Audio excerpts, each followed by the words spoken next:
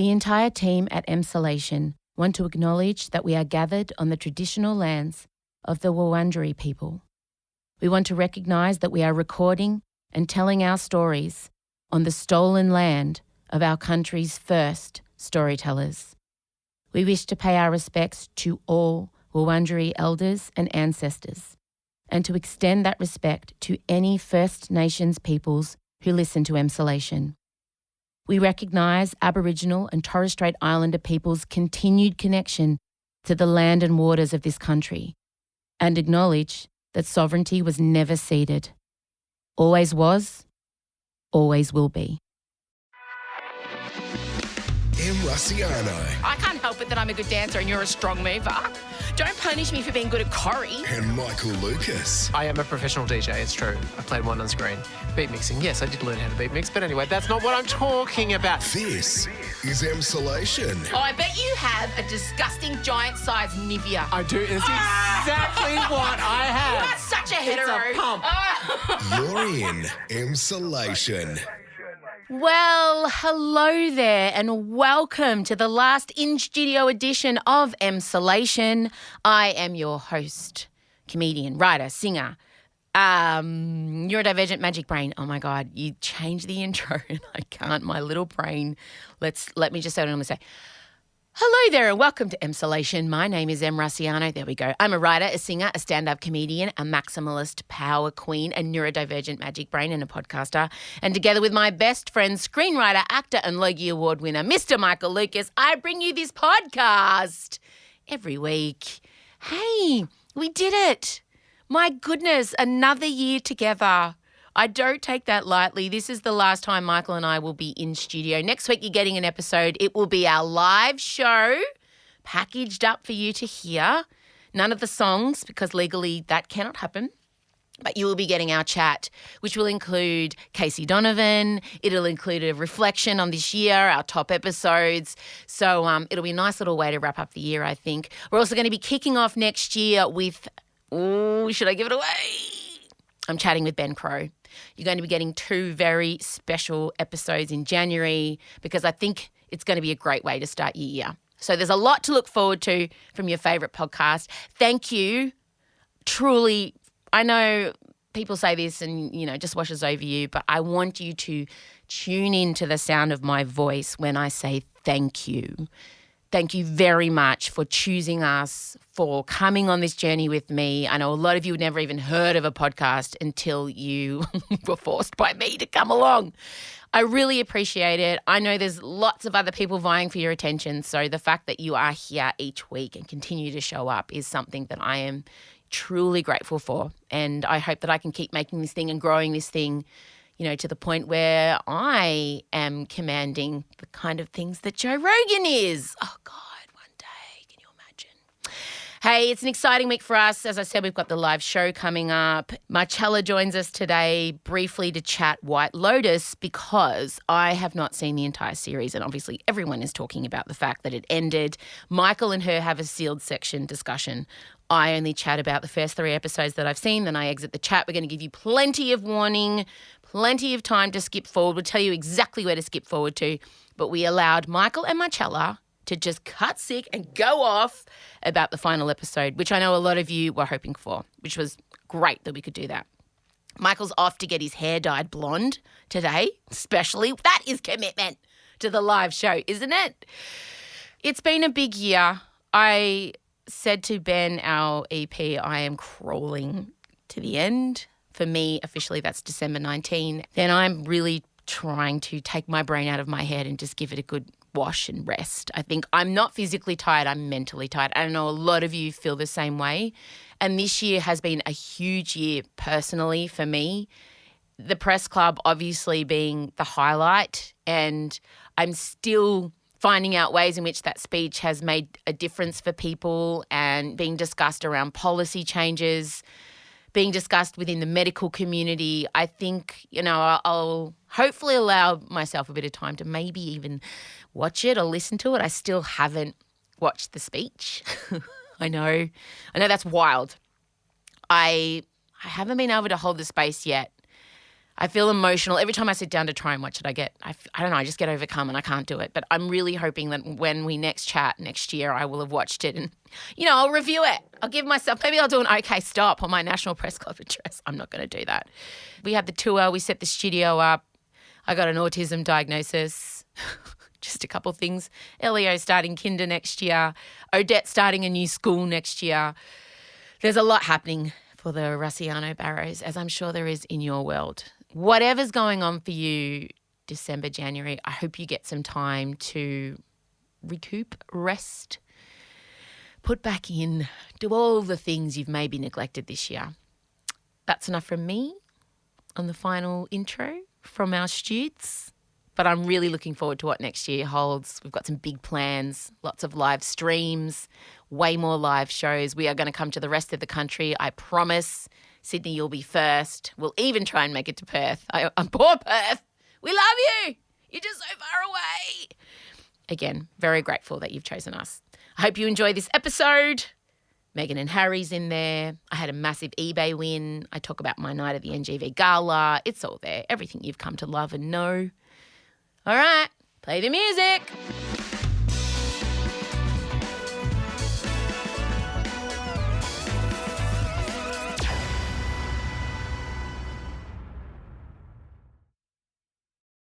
M. Russiano and Michael Lucas. This is Emsolation. Michael Lucas, Marcella Russiano Barrow. Welcome to the last in-studio episode. Thank you so much. Of 2022. Well done. Do you have applause? Yes. Very aggressive applause. Yeah. Hey. Have you got a cat weasel t-shirt? No. Who is Yes. that? It is. Oh, my God. I'm wearing a cat weasel Did t-shirt. you order that last week? I ordered it last week. Did you have to get it made up specially? Yes. Of course. That is niche. And just know That came quick. that Christmas is around the corner. I'll wear it with pride. Yeah. No, don't worry. I got you one too, but it's in your Christmas present. Oh, beautiful. Yeah. I'm wearing Cat Weasel t-shirt. I had to. I don't know. It was just something compelled me and I looked him up after we spoke about him so often. And then I went and watched all the old clips and I realised he deserves this actor. Well done, Cat Weasel. The Harry and Meghan, we must get straight to it because I loved it. Okay, straight up, if you are here wanting me to paste these two, you need to go find Piers Morgan's podcast because I loved it. Yeah. Me too. Well, I watched it. We finished the season of The Crown and we just rolled straight on like it was the next season of The Crown. Absolutely. It gave me no surprises. It gave me everything I wanted, all the Diana footage. Yeah. Hearing Harry speak about his mother in such beautiful I've never got to hear him really speak about her. And because he was so young when she passed away, so a lot of his memories are obviously built on interviews he's watched. And there's a scene where Meghan has one of the children and there's a beautiful framed shot of Princess Di on the wall. And she says, saying to the baby, "Who's that?" That's your grandma Diana. Just a candid moment. So relatable. She picked the most glamorous princessy picture of Diana you could possibly find. Respect. Respect. That's what I want. When I'm I'm surprised dead and it gone. wasn't there on Elio's wall, Well, frankly. when I'm dead and gone and Marcella's showing her ancestors me, I want it to be like my Evil Queen poster where I've got gay men as Dalmatians on leashes. Do you know who that is? It's Nana M. She won't sound like Meghan Markle, but that's what I want. My legacy to be. Di would be wrapped with that picture. The little kid going, "She looks beautiful." And then Chella going, "There's a lot of filters, but it is her." So, I mean, they've obviously copped a lot of flack. And honestly, I don't understand what the big misdemeanor is. I don't think that there is a crime. I think the only crime is that she is a black woman daring to rise above the station that people seem to think she should have. That's the only thing I can think of is that this is an internalized or externalized racism issue. Yes, and that they're breaking the sort of contract that family seems to have with the press. But they never agreed to that No, contract. totally. No one does. He was born into it without Correct. consent. And they did make that point in it. And it did make me think that is wild that you could be born and find out, guess what? Your life rights have sort of essentially been sold in a trade to all of these horrible press outlets. And so you just have to pose and smile. Yeah. And accept that they will write terrible shit about you all the time. Like, it is wild that we allowed that to happen. And I think, when they entered into the contracts with the press, social media wasn't around and there was a news cycle and things had to wait and simmer off and it was just print news and it would go away. It would be chucked out with the fish and chip paper, as they would say. And now it's imprinted forever on the internet. The internet is forever. Also, the other thing for me is I just think that basically royal reporters and everyone that's up in arms, they need this shit. They need family divisions. They need drama like they needed Diana. If it wasn't for Harry and Meghan, they would be stuck having to write about Charles and Camilla and Will and Kate and no one would read and no one would be interested. They've printed about 800 articles. Yeah, I love it. About it. They just churn through and some of it is so gross. The bit that really reveals people as dickheads is because they gave them Harry and Meghan gave so little, really. They never took a dig at any particular royal family member or anything like that. The one thing they had was when Meghan was imitating her curtsy to the Queen. Yeah. Where she was taking the piss out of herself because she didn't know how to curtsy, so she did a really elaborate thing. And people are somehow saying, oh, that's racism on her part because she's mocking our customs. And it's so pathetic. Wait, It's what? Yes, I've seen a lot of people say she has no respect for our British customs. Why is it okay for her to mock it? And she's taking the piss out of herself. And secondly, just what? What? I mean, if that's what you're latching on to. Oh my God. But I really liked, they also brought in, as you know, I have conflicted attitude to the whole principle of the monarchy. But the way that they brought in those academics to sort of let's talk about what the empire was, a way of funneling wealth from poorer countries towards Britain. And we use the word commonwealth. What a lot of bullshit. The wealth is going one way. How did this tiny little Chile island become the richest nation in the world? Off the backs of a whole lot of generally people of colour in a whole lot of poorer nations that they conquered. And it called it out. And I can't believe that you're up in arms about them being publicity hungry or something and not the basic principle of all of that. Guess who my favourite character is of the whole thing? And she also wins this week's Good for Her. Good for her! Good for her. Fergie? I mean, No, get in the doco. Yeah. Who is going to be the person that I love the most?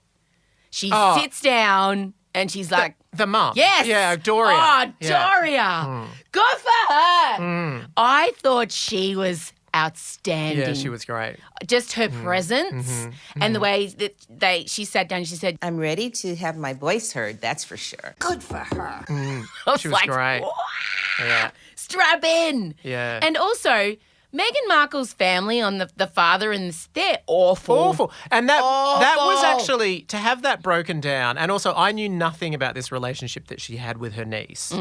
And that actually did shift, because I did sort of, I guess I had fallen prey to some of the tabloid stuff, and then I did think, there's something really fucked up in her relationship with her, particularly her paternal side of the family, or only her paternal side of the family. But then when it broke it down, it felt like, yeah, Fair enough. fair enough. And the house is amazing. It looks like a day spa. It looks like something that Gwyneth Paltrow would live in. It gave me everything I wanted. I truly wish them well. I just think if people choose to engage with them, good. If you don't want to, don't.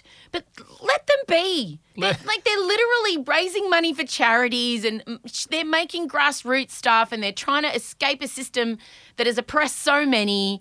They're doing all the right things. Like, they're not being vacuous or awful. They're not Elon Musk. They're not the Kardashians.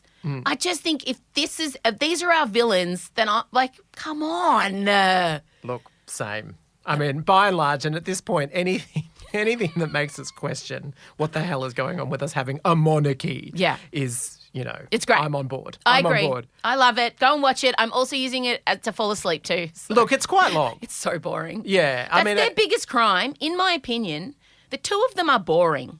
It's boring. They're not electrifying or particularly charismatic. The banter's not good. There's no banter. They call each other H&M. And, yeah, I don't know. But they're just a normal, I think their biggest crime is that they're boring. That's it. They're not, they didn't set me on fire. No. And also I think it's hilarious, as I said to you on the phone, that Netflix spent $145 million on stuff shot in portrait mode on their iPhone. Oh, I personally love that. Truly, it is all home movies shot the wrong way. Yes. Yeah. I do understand that, in a lot Big of British... black things at the side That's of this right. $145 million project. And they weren't shy about, if anything significant was happening, she either got it in a portrait mode video or some sort of selfie or something like that. Literally, there's him on his knee proposing. So it must have been like that phone came out real quick. Can you imagine the Netflix execs going, turn the phone around? Landscape. And can you raise the resolution? 180. Please. Stop swiping the Paris filter across. That's right. Get a friend to hold the torch so we're not in some grainy natural light situation. Madonna's lighting gay would have had that sussed. They clearly didn't have any gays around them to tell them to turn the fucking phone around. I just wish that when the footage was handed over, I could have been a fly on the wall because legitimately 90% of their footage, 99% of the home footage is shot the wrong way. It's brilliant. And when you're sitting there watching it on a television, it's just this slit down the middle. I know. And it's like, wow. Like the entire movies, Lord of the Rings was made for that less. If there was an equivalent. Lord of the fucking Rings, I know. Michael. It's wild. We could have had Daenerys fly through on a dragon for less. Totally. I know. Oh. If Madonna makes a similar documentary, you can bet that it'll be high res. It'll actually be nominated for Best Animation. You'll have because there will be so much filtering.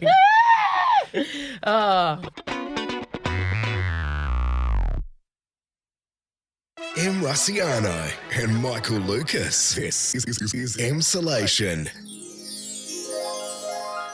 Now, what I want to make clear is I have only seen 2.5 episodes. I'm up to episode 3. These two have finished. This is another syndrome. It's well documented with them that when the world and everyone around her decides this is a must-watch, this is a must-watch, it produces an opposite effect. She becomes resistant to it. But in this case, eventually she buckled, but too late. Too late. And now we've had this global cultural moment where it felt like everyone in the world was hooked in to watch the finale. And where's she?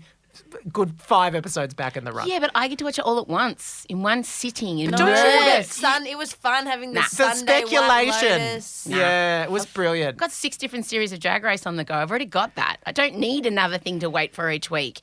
And also, I have told you both to watch Sort of on Stan. It is one of the greatest shows of all time, and neither of you have watched it. So. I've watched a few episodes. I have started it. Oh, God, it's so good. All right, White Lotus, insert theme music. So what we're going to do is I'm going to discuss what I have seen. I'm going to give you my opinions on the characters. Then I'm going to exit the chat and you two are going to have an in the vault, spoiler-filled discussion about the finale, all right? Yeah. So we're going to give everyone plenty of warning. You're fine if you've seen up to episode 3. That's where I am. I'm just going to discuss my feelings around the characters and then these two are going to go ham. So skip forward is what I would suggest. All right. So my least favourite character by a mile at the moment is Ethan. He's so hot though. He is Harper's husband, the tech nerd, I think the incel. And there's something about him that makes me very uneasy. There's a scene, the masturbating scene for some reason didn't electrify me like I thought it would.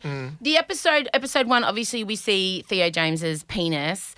Disappointing. I mean, it's a penis. It's not a sunset. It was just a little side profile. I mean, Well, it was a prosthetic. He made that very clear. I mean, why bother? Really? I just feel like if you're going to go to the... She was disappointed and said she wanted full frontal, but for the purpose of the storyline, it's meant to be very subtle. Yeah. It's like, well, there was nothing subtle. No, but it's like, was he meant to show her? Was that intentional or not? I just think if you've got the budget for a prosthetic, what a waste of money if you're only seeing just the tip hanging off the side of his leg. I think you're really It was giving horse it short penisy shrift too. there. Like it was a bit horse penisy. It was a bit like the end of Mary Poppins' umbrella. Anyway. Spoonful of Penis. helps them Penis. go down. I don't like him at all. No. That Do you character's know that awful. I didn't realise that he and Will Sharp, who plays Ethan, are both British. Did you know that? I knew that Theo I was knew British. Theo was. Yeah. It's wild to Sanderson. me. Obviously, I love Jen's character. Where's my brain? Tanya.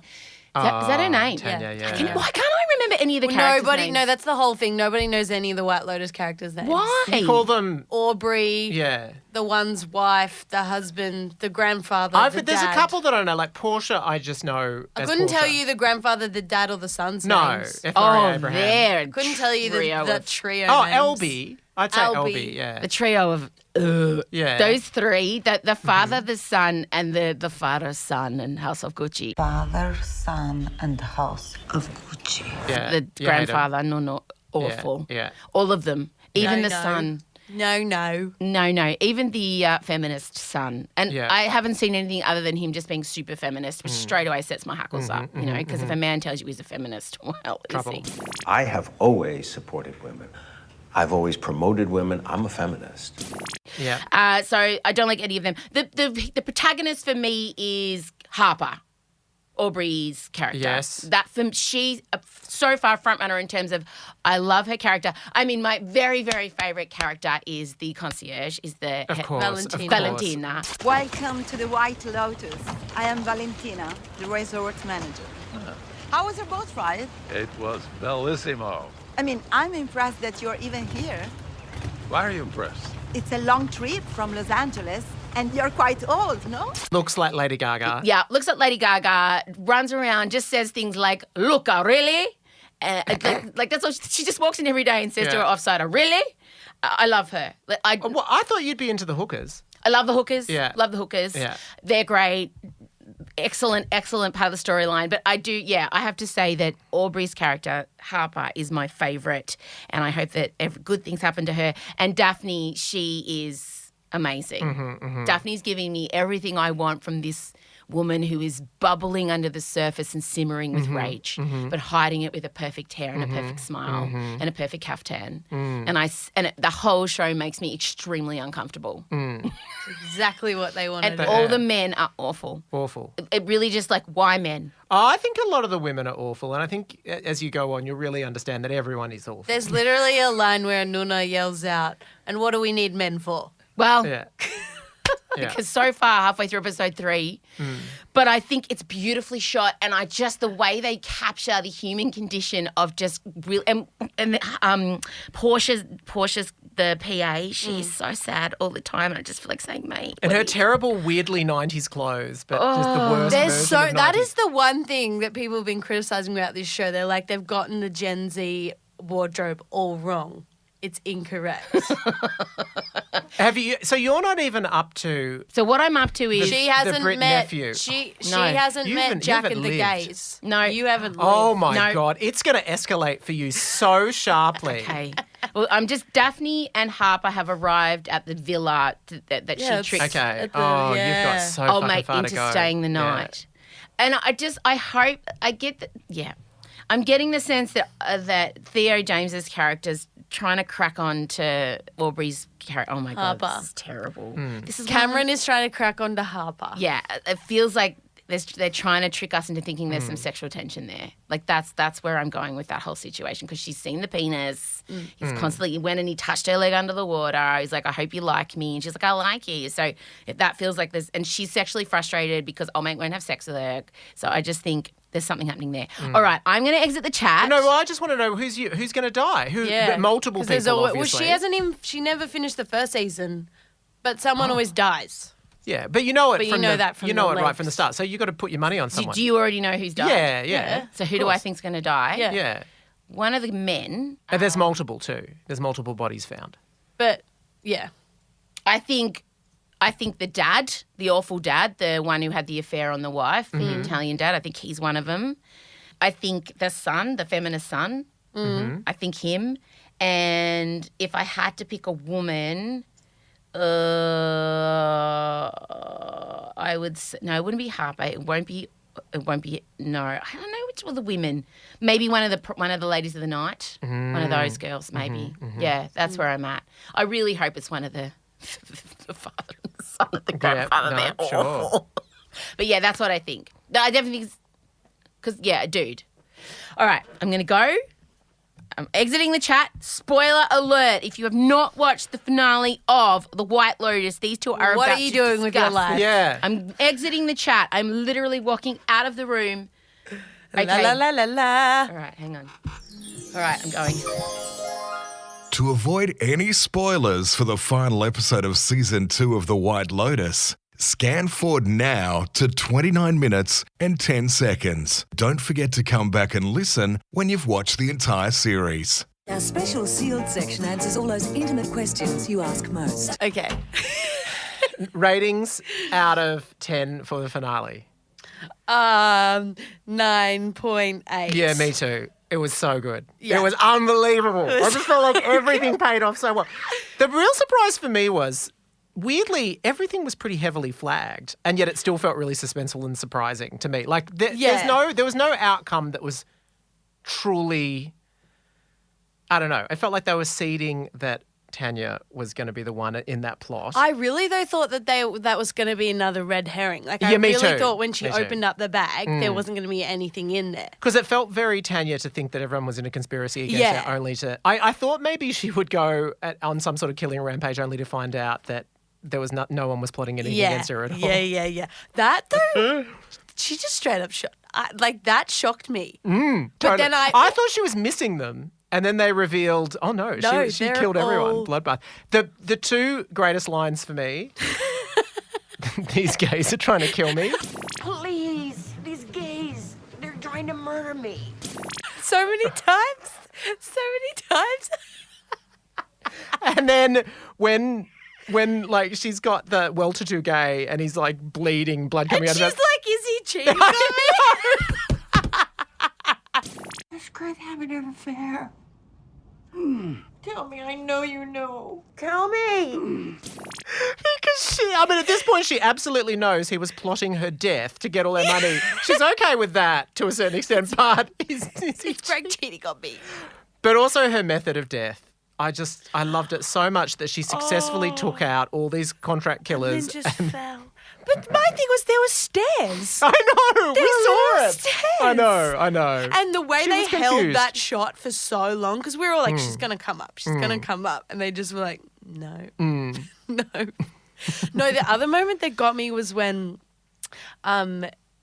Ethan tells Daphne that he reckons something's going on. And you see her like take it in and then you just see her bury it and then like switch. Yeah. Like, totally. It was an amazing performance. She was incredible. She's the character that I would want to continue. yeah. It would make total sense that she would go away for a girls' weekend or something like that to another resort. Yeah. She could.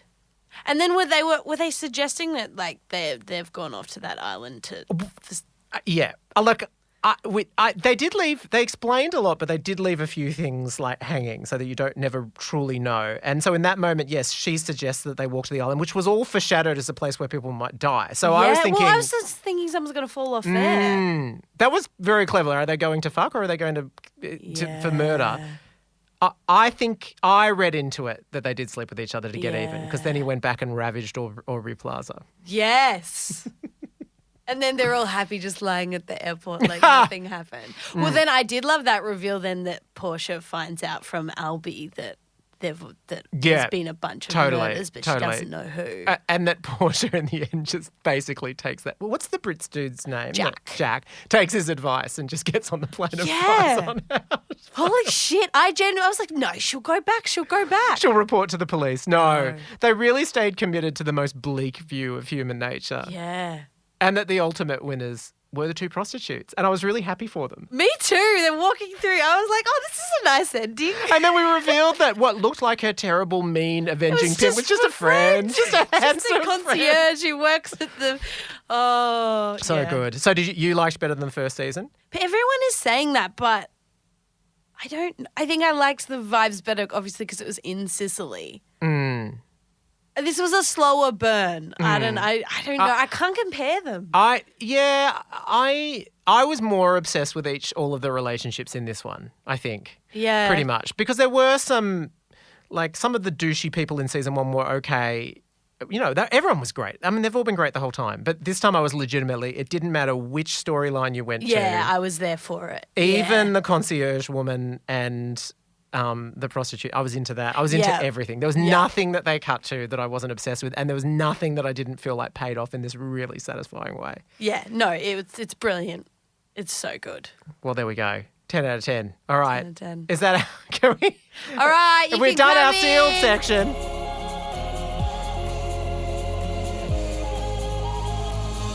Did you hear anything? Nope, I had this noise cancelling Of headphones course. on. Okay, can I press the harp officially? Yep. On Saturday night, I attended the NGV Gala. Australia's answer to the Met Ball. You may have seen my photos. Some would declare that you won the NGV Gala. I Actually, don't know. there were some good people Melissa there. Leong. Oh, that was good. And really fucking fierce of her because there's a lot of shit going down in the press for her at the moment, which is really unfair and kind of boring that the female in the cast is being targeted. And she showed up and was fierce as fuck and is just she's just such an impressive human. So she looked great. And there's a lot of drag queens there from Drag Race, which was great. But the thing is, what I loved is everyone who was there was just into the fashion. They were there for the commitment on the carpet. There was no boring, there was a few, whatever, it was a museum thing. But they really picked people who, wanted to just go all out. And I nearly passed out on the way there because I was so anxious. Oh. So we stayed in this place in the city that was like a Versace porn 80s apartment. It was ridiculous. Appropriate. Picked for photos, obviously. And my dress had been made. The inspiration was the 2006 Sarah Jessica Parker Met Gala look where she attended with Lee McQueen wearing his family's signature kilt. And the dress that we made was an homage to that, a love letter to that, because I love McQueen. I'm wearing McQueen socks now. I love McQueen's grungy kind of goth era. That's the skulls. I've got one of his skulls tattooed on me. So we had to make the decision. It was only 800 meters away, but I couldn't walk in the dress. And I want to tell you about the luck I had with the shoes, okay? Now, I wanted some Alexander McQueen shoes, but they're like $2,000. And I'm like, I'm not doing that. I cannot justify that. And so I just went on eBay. I never buy anything on eBay. And I just put in Alexander McQueen vintage heels size 40. Lo and behold, one pair comes up. One pair. In your size? My size. Oh. Black with pearls on it. Black pearls and silver studs, which is exactly what I'm wearing with all of my jewellery. I'm like, they must be fake. Because they were only $150. Oh, my God. I was going to say for the bargain price of. She purchased them for $1,800, had the receipts, the authenticity card, the David Jones box, the bag, everything. And I'm like, oh, it can't be. It cannot be. So I bought them and just already wrote them off. I had backups just in case some of my old shoes, whatever. And so Chella and I, driving in on the Friday, went to pick them up from the post office. And even as we're picking them up, I said to Chella, this is too good to be true. It's too good to be true. Can't be right. So we went, are you on your phone? Oh. So we went in to the post office. I put it out in the car straight away, ripped it open. And I said to Chella, it's Cinderella. I'm Cinderella. This is the moment. This is going to make or break everything. This is going to determine the good juju for the weekend. Is it going to, because if the shoes don't fit, why am I even going? What's the point, right? So I rip open the post bag, I open the box, and I take off my shoes and I slip, perfect fit. Perfect fit. The shoes were stunning. They are authentic. We confirmed with the receipt. I'm like, what are the fucking chances, mate? I was so excited. Like, I felt like it was karmic gods smiling upon me attending this event, right? So I was so excited. What a win. What a win to find genuine vintage Alexander McQueen shoes that had only been worn twice in mint condition that fit my enormous hobbit feet. And they were comfortable. If only you could convey some of the excitement you Oh my felt. God. I'm not getting it. I have to say, if people could see the split screen I have between Em's recount of this event versus Chella what a staring fucking win. at her lap. What a win, mate. Like, I can't, these things don't happen to me. Everything's like, tick, oh my God, they fit. They're the right, everything. They're real. Oh, sorry. That was it. Then I knew. And then the dress wasn't finished until Jolie was sewing me into it before we left, but it was perfect. It fit. It was stunning. It had the tartan I imagined the Rassianos would have if we were a Scottish clan. So I got there and I was shaking. I walked into the red carpet and I was shaking because I'm not good at red carpets because I have all these feelings like no one probably knows who I am. What if they don't want me there and I'm standing there and no one wants to take my photo and I look like a loser? You step on the red carpet and it was like, I'm so sorry, but Yes. Lady, I'm not sure why you're here. Yes. Why are you? What's going on? This is a actually invite-only event. Yeah. So I genuinely felt that. And as soon as I got on the red carpet, one of the PR girls came over and like grabbed my arm, and she's like, "Oh, I was shaking." She's like, "You okay, Em?" I said, "Oh, good. You know who I am?" And she said, "Of course. Like you were the first person we thought to invite. We're so happy that you came. We know you don't go to anything. I love that I have a reputation for that. And we're so excited to see this outfit. We've been following the progress online. We're really happy to have you here. Can you please come on the red carpet and take some photos?" And I'm like, "Okay, fine." And what are you doing? It's 12:58 and I have an important meeting with future women. Oh, so okay. I have to say goodbye to all the insulators. Bye, insulators. Okay. So anyway, what was I saying? Yeah, so I got on the red carpet and I did some good poses, so I never really know what to do with my arms, you know? And then I went inside and I got to walk through the exhibition with like just myself and Lara, my friend, who flew in from Perth Special. And I got to see all the McQueen stuff. The clothes are great. They didn't get the shoes right. Like, they didn't get the shoes right. So all the mannequins are wearing... Oh, you mean in the exhibition? In the exhibition. I thought you were critiquing other people on the red carpet. Oh, no, the red carpet was insane. Yeah. But the exhibition itself, it's lovely, but I don't think Lee would sign off. Like, where was the blood? Where was the gore? Where were the insects? Where was the taxidermy? It's very middle-aged white lady curated. NGV. Exactly. I needed it to be a bit dirtier. So then, oh my God, Michael. So we do the exhibition, great. Then we go out and it's a big space. The whole garden's open. There's like a garden of unearthly delights where they've built this entire amphitheatre with like red light and people are disappearing into corners and it's all open. The whole gallery's open. There's no speeches. There's food. There's a gin bar. You can wander around. You don't have to speak to people. And then... So Baker Boy comes on. Baker Boy performs. Great. And then I saw all the Drag Race. I had a long chat with Art Simone from Drag Race. And then as I was leaving, the merch shop was open. Oh, my God. It's just your perfect event. It's like they consulted you. Oh, my God. So I went into the merch shop If at they midnight. only had a chill-out area with noise-cancelling headphones and a beanbag, you would be... They did. Because they had the headphones from the exhibition. You can listen to the exhibition in.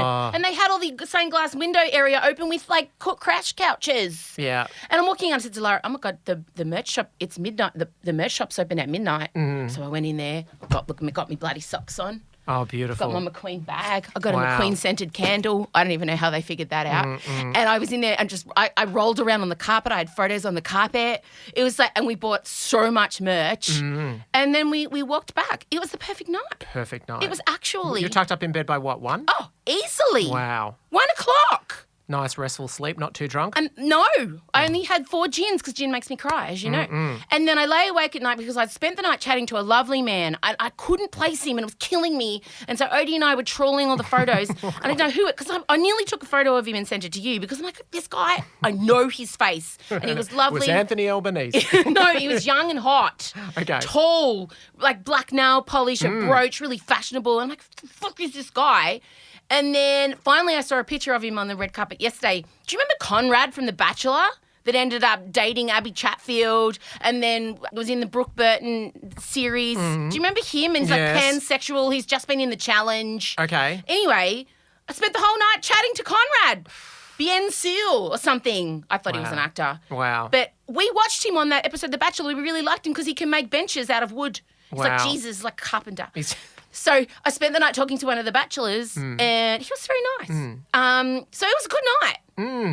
And a lot of people come up to me and say, you know, nice things about the speech again, which is great. So many drag queens came up, which is so great for me. Yeah, you know, you're really at home. And one of them even said, "You're our Michelle Visage," which I mean, there's no higher compliment. Much younger, clearly. Much younger, obviously. But it was a great night. Wow. So well done, NGV. And I mean, I nearly wanted to phone you when I saw the merch shop was open. Yeah. Like it was a moment. Heaven. You can imagine. You do love some merch. So when we go and see a concert, we get there early so that we can look at the merch, appraise it without lines, make our selections. We're very picky about it as well. Yeah. Hey, last in studio chat, thank you so much because this year you did shoot 23 weeks straight and showed up every single podcast, including flying to Canberra to be present at my National Press Club address when none of my fucking family were there. So, yeah. I still can't get through a week without bringing that up with my kids and husband.